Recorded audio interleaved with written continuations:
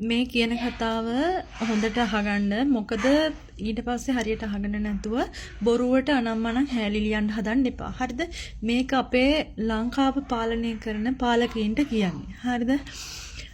මම ඉන්න ගෙදර කුවේටි මැඩ. හරිද?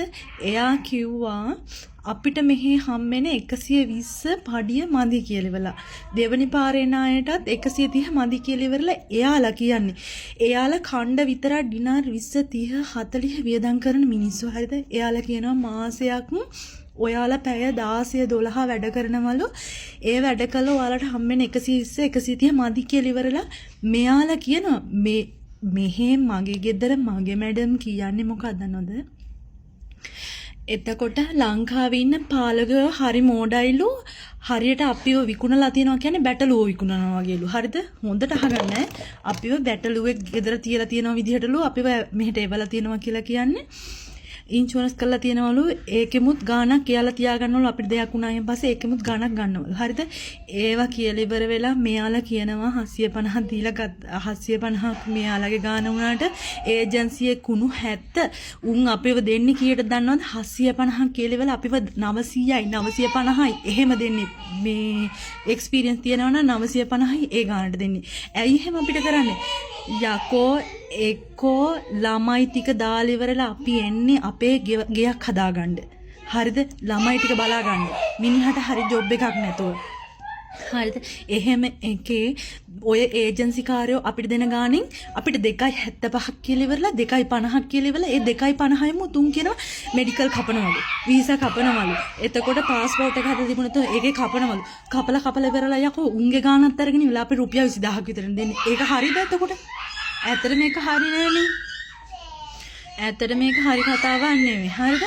ඔයාලා හොඳට මතක තියාගන්න මේ පාලකයින්ට කියන්නේ. හරිද? හොඳට මතක තියාගන්න. ඔයාලා කොන්ද පණ ඇතුව මෙහෙ අපේ ගෙදර මාම කියන්නේ නේද? කොන්ද පණ ඇතුව මේ එකක් ගත්තා නම් එහෙම අපිට පඩිය 150ක්වත් කරන්න ඕනෙලු. මෙහෙ පළවෙනි පාරේ ණයට 150ක්වත් කරලා ඉවරලා 170ක්වත් කරන්න ඕනෙලු දෙවෙනි පාරේ ණයට. හොඳට හිතන්නකෝ. එතකොට කොහොමද කියලා ඉවරලා යකෝ ලංකාවේ පාලකයෝ මෙහෙ ඉන්න මිනිස්සු ගණන් අරගෙන ඉන්නේ මෝඩයෝ ගන්න. මෙහෙ අය කියන්නේ කීයද? මේ අපේ රටේ පාලකයෝ කරන්නේ මොකක්ද දන්නවද? ඒ ගාන හා කියලා ඉවරලා පිළිගන්න විතරනේ. ඒක විතරයි කරන්නේ. මම මේ කතා කරන්නේ අපේ රටේ ඉන්න හැමෝම වෙනුවෙන්. හරිද? එතකොට අපේ පාලකයෝ ගැන මෙවුන් හිතාගෙන ඉන්න විදිය මේ රටවල මිනිස්සු හිතාගෙන ඉන්න විදිය හිතාගත්ත ඇකිනේ. ගොන්නු ලපියෝ මේ අපිව තියාගෙන ඉන්නවා කියන්නේ මෙහෙට එවලා තියනවා කියන්නේ හරිය බැටළුවෙක් විකුණලා ඉවරලා අපිව අර බැටළුවෙක් ගෙනපහන් පස්සේ මෙයාලා සල්ලි දීලා ඉවරලා කොහොමද දන්නවද තියාගෙන ඉන්නේ? තියාගෙන ඉන්නේ මේ මුල්ලක ගැට ගහලා ඉවරලා ඒ සීමාව විතරයි. හරිද?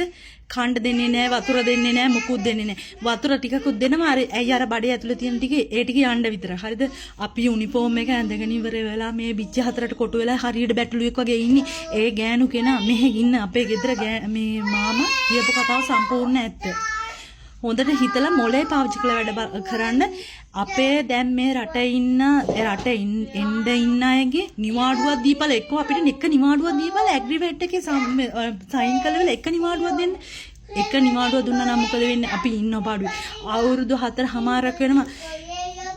පළවෙනි අවුරුදු දෙකේ එකම නිවාඩුවක නැහැ. මේ අවුරුදු දෙකේ තව මාස 3යි තියෙන්නේ. ඒ මාස 3ට එක නිවාඩුවක් නැහැ. හිතපල්ලකෝ එතකොට තොපේ ගෑණියෙක් පාලකයෙක්ගේ ගෑණියෙක් කෙවපල්ලකෝ කරයිද කියලා වල බලන්න යකෝ අහිංසක මිනිසුන්ගෙන් තමා තොපි කකා බිබී වල මේව කරන්නේ. පඩිය වැඩි කරලා දීපල්ලා. එච්චරයි.